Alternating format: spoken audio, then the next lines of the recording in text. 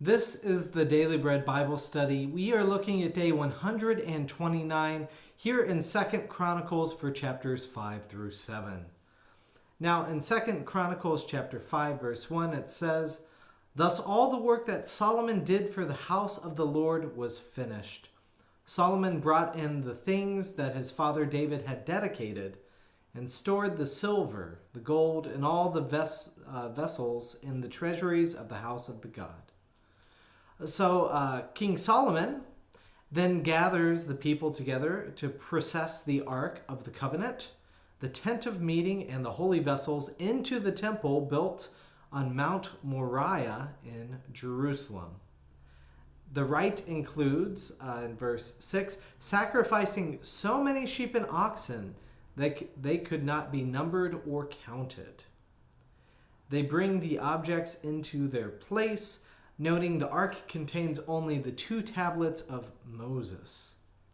I myself had been confused, thinking that the book of the law had been placed inside of the ark versus it's placed next to the ark. So in Deuteronomy 31, verse 26, "Take this book of the law and put it beside the ark of the covenant of the Lord your God. Let it remain there as a witness against you." We then have a beautiful image of the community singing before God in unison and in praise and thanksgiving with music. God fills the temple with a cloud, dedicating his pleasure and his presence to this place.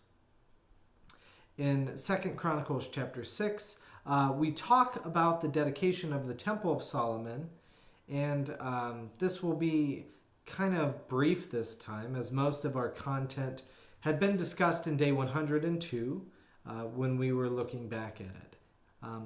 So King Solomon then gives his dedication speech, which is similar to 1 Kings chapter 8.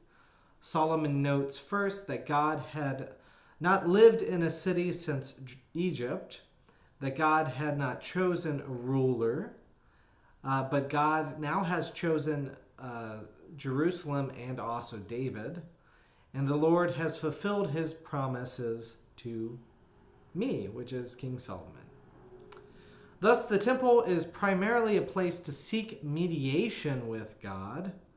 King Solomon then discusses justice issues that ought to be mediated by God, including sins against neighbors, unknown sins that lead to defeat at the hands of enemies, the lack of rain, and famine.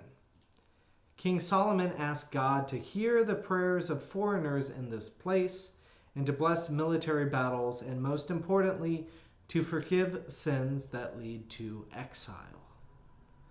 There are several foreshadowings in the speech. 2 of the most notable one is the reference to rain, right? That rain will be withheld, and that's coming up in 1 Kings when the prophet Elijah will call for rain to be withheld from Israel for King Ahab's sins. And that in 2 Chronicles 6:36, that they are carried away captive to a land far or near, which both the northern tribes and the southern tribes will be exiled by the end of this narrative arc in 2 Chronicles. So it seems very fitting that the story writer would put that all in context and make that foreshadowing. Additionally, King Solomon adds some poetry in 2 Chronicles that is not found in 1 Kings. So moving on to 2 Chronicles 7, with all these words, God shows up not only in the cloud, but in fire from heaven. All the while, the congregation continues to chant their liturgy, "For he is good, for his steadfast love endures forever."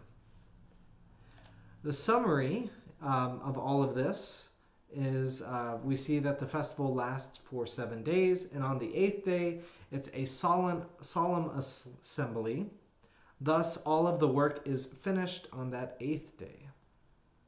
Then, similar to 1 Kings 9, God appears to King Solomon a second time with a warning, saying, "I will bless King Solomon for staying true to God's ways and I will pluck Israel out of Jerusalem and destroy the temple for unfaithfulness.